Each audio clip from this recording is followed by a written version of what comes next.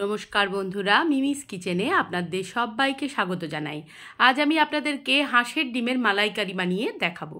এখানে আমি 4টে হাঁসের ডিম নিয়েছি। হাঁসের ডিম হলেই ভালো হয়, যদি একান্ত না পান তখন আলাদা। এখানে আমি আদা, রসুন, লঙ্কা বাটা, টমেটো পেস্ট আর নিয়েছি নারকোলের দুধ।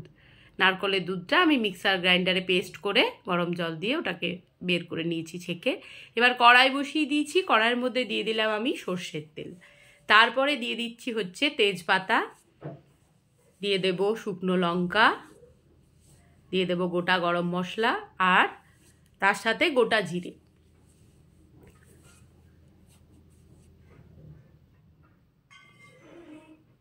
আমার মাছ, মাংস, ডিমের মধ্যে সব থেকে পছন্দের খাবার হচ্ছে ডিম। ডিম আমি ভীষণ ভীষণ খেতে ভালোবাসি। যেমনভাবে আমাকে দেবেন, সেদ্ধ, ভাজা, মানে খুব খুব ভালো লাগে আমার ডিম খেতে। তাই আজকে আমার সবথেকে ফেভারিট রেসিপি আমি শেয়ার করলাম। এবার তারপরে আমি দিয়ে দিচ্ছি ওর মধ্যে আদা, রসুন আর লঙ্কার যে পেস্ট আমি বানিয়েছি পেঁয়াজের, সেটা আমি দিয়ে দিলাম। পেঁয়াজ, আদা, রসুন আর লঙ্কার একটা পেস্ট, সেটা আমি তেলের মধ্যে দিয়ে দিলাম।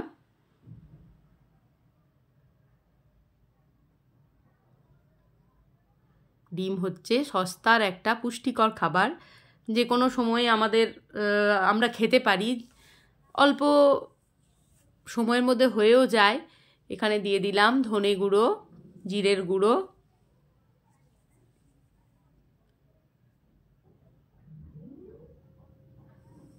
সব এক এক করে দিয়ে দিচ্ছি।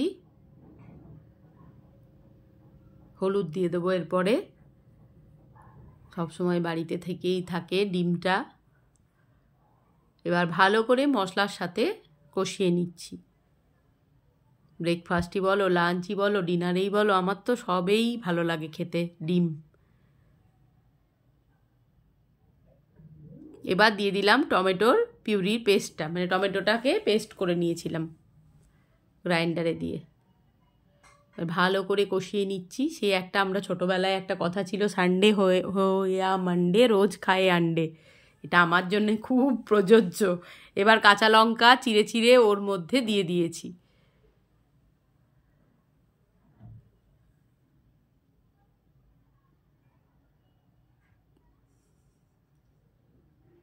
এবার দিয়ে দিলাম পরিমাণ মতন নুন আর দিয়ে দিলাম পরিমাণ মতন মিষ্টি। এবার আবারও কষিয়ে নিচ্ছি মশলাটা ভালো করে।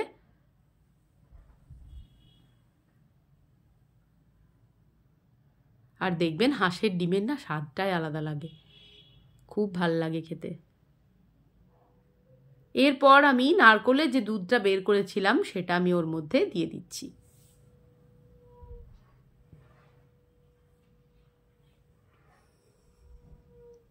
এবার ভালো করে মিশিয়ে নিচ্ছি মশলার সাথে। আর ডিমগুলোকে আমি এইভাবে বাটির মধ্যে ঢেলে রেখেছি। এভাবে একটা একটা করে ডিম আমি ওর মধ্যে দিয়ে দেবো। আর একদম ফ্লেমটা কিন্তু সিমে থাকবে, একদম লো ফ্লেম করে দেবেন। এইভাবে ডিমগুলোকে আমি একটা একটা করে ঝোলের মধ্যে দিয়ে দেব। কিছুতেই আঁচটা বাড়ানো যাবে না, তাহলে কিন্তু ডিমটা পুরো ভেঙে ছানা ছানা হয়ে যাবে। এরপর ঢাকা দিয়ে দিতে হবে, একদম লো ফ্লেমেই এটা হবে। এবারে পুরো ঢাকা বন্ধ করে দিতে হবে। এবার ঢাকনা খুলে দেখুন ডিমগুলো পুরো শেপ নিয়ে নিয়েছে, সুন্দরভাবে বয়েল হয়ে গেছে। এই দেখুন,